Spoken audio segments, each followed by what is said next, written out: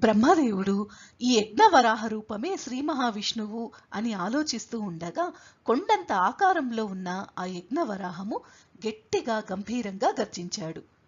ఆ భీకర గర్జన అన్ని దిక్కులకు ప్రతిధ్వనించింది. ఆ గర్జనకు జనలోకము, తపోలోకము, సత్యలోకంలో నివసించే వారంతా పరమాత్ముడైన భగవంతుడిని వేదమంత్రాలతో స్తుతించారు.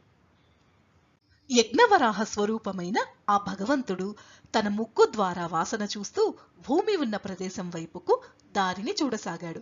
తన తెల్లని కోరలు భయంకరంగా ఉన్నప్పటికీ తన ప్రశాంతమైన కాంతివంతమైన చూపుతో మహర్షులను చూసి సముద్ర జలాలలోకి ప్రవేశించాడు.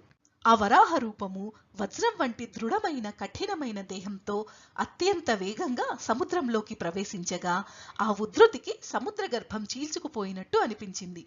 అప్పుడు సముద్రుడు అలలు అనే తన చేతులు చాచి తనని రక్షించమని యజ్ఞవరాహస్వామిని శరణు కోరాడు.